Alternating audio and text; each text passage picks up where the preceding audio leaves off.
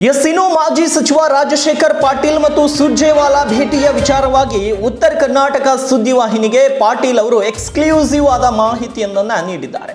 ಜಿಲ್ಲೆಯ ಸಮಸ್ಯೆ ಬಗ್ಗೆ ಸುರ್ಜೇವಾಲಾ ಜೊತೆಗೆ ಮಾತನಾಡಿದ್ದೇನೆ, ಅವರಿಗೆ ಸಮಸ್ಯೆಯನ್ನು ತಿಳಿಸಿದ್ದೇನೆ. ಅರ್ಧ ಗಂಟೆಗೂ ಹೆಚ್ಚು ಕಾಲ ಚರ್ಚೆ ಮಾಡಿದ್ದಾರೆ. ಜಿಲ್ಲೆಯಲ್ಲಿ ಪಕ್ಷ ಉಳಿಬೇಕಾದ್ರೆ ಪಾಟೀಲ್ ಮತ್ತು ಖಂಡ್ರೆ ಒಂದಾಗಬೇಕು ಮತ್ತು ಒಂದಿದ್ರೆ ಮಾತ್ರ ಅಲ್ಲಿ ಪಕ್ಷ ಉಳಿಯುತ್ತೆ.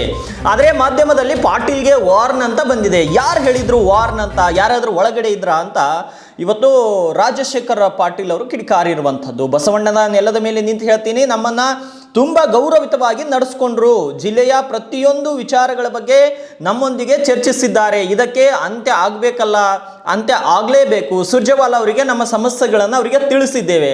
ನಮ್ಮ ನಿಯೋಗದೊಂದಿಗೆ ದೆಹಲಿಗೆ ಹೋಗಿ ಇನ್ನೊಮ್ಮೆ ಸುರ್ಜೇವಾಲಾ ಅವರನ್ನ ಭೇಟಿ ಮಾಡ್ತೀವಿ ಎಂದು ಸುರ್ಜೇವಾಲಾ ಭೇಟಿಯ ಬಗ್ಗೆ ಉತ್ತರ ಕರ್ನಾಟಕ ಸುದ್ದಿವಾಹಿನಿಗೆ ಮಾಹಿತಿಯನ್ನು ನೀಡಿದ್ದಾರೆ ರಾಜಶೇಖರ್ ಪಾಟೀಲ್ ಅವರು.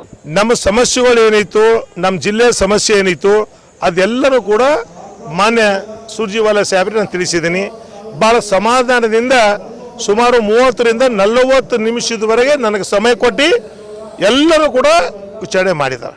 ಯಾವ ರೀತಿ ಅದಕ್ಕೆ ಮಾಡಬೇಕು ಮಾಡ್ತಕ್ಕಂಥ ವ್ಯವಸ್ಥೆ ಕಾಂಗ್ರೆಸ್ ಪಕ್ಷ ಇದೆ. ಅವ್ರು ಒಂದೇ ಒಂದು ಮಾತು ಹೇಳಿರೋದು, ಕಾಂಗ್ರೆಸ್ ಪಕ್ಷ ಬೀದರ್ ಜಿಲ್ಲೆಯಲ್ಲಿ ಇರಬೇಕಾಗಿತ್ತು, ನೀವೆಲ್ಲ ಮಾಡಬೇಕಾಗಿತ್ತು ಅಂದ್ರೆ ಒಂದು ಕಡೆ ಈಶ್ವರ್ ಖಂಡ್ರೆ ಅವರು ಬೇಕು, ಒಂದು ಕಡೆ ರಾಜಶೇಖರ್ ಪಾಟೀಲ್ ಅವರು ಬೇಕು. ಎರಡೂ ಸೇರಿದ್ರೆ ಮಾತ್ರ ಕಾಂಗ್ರೆಸ್ ಪಕ್ಷ ಗಟ್ಟಿಯಾಗಿರ್ತದ ಅನ್ನೋ ಮಾತು ಕೂಡ ಅವ್ರು ಹೇಳಿದರು. ಯಾರೋ ಒಂದು ಮಾಧ್ಯಮದಲ್ಲಿ ಬಂದಿದೆ, ರಾಜಶೇಖರ್ ಪಾಟೀಲ್ ಅವ್ರಿಗೆ ವಾರ್ನ್ ಮಾಡಿದಾರ ಅಂತೇಳಿ.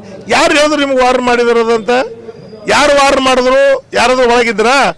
ನನಗೆ ಇದು ವಿಶ್ವಗುರು ಬಸವಣ್ಣನ ಕರ್ಮಭೂಮಿ, ಬಸವಣ್ಣನ ನಾಡ, ಬಸವಣ್ಣ ನೆಲದ ಮ್ಯಾಗ ನಿಂತ ಹೇಳ್ತೀನಿ ನಾನು.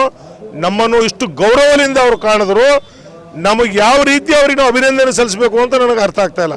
ಅಷ್ಟೊಂದು ನಮಗೆ ಎಲ್ಲ ಮಾರ್ಗವಾಗಿ ನಮಗೆ ಕೇಳ್ಕೊಂಡ್ರು, ಏನು ತೊಂದರೆ ಇದೆ, ಯಾಕೆ ಆಗ್ತಾ ಇದೆ, ಡಿಸ್ಟಿಕ್ನಲ್ಲಿ ಇದೆಯಾ, ರಾಜ್ಯದಲ್ಲಿದೆಯಾ, ಸರ್ಕಾರದಲ್ಲಿದೆಯಾ, ಪ್ರತಿಯೊಂದು ವಿಷಯ ಏನಾದರೂ ನಿಮ್ಮ ಕ್ಷೇತ್ರದಲ್ಲಿ ಡೆವಲಪ್ಮೆಂಟ್ ಬೇಕಾ, ಪ್ರತಿಯೊಂದು ವಿಚಾರ ಕೂಡ ಕೇಳಿದ್ದಾರೆ.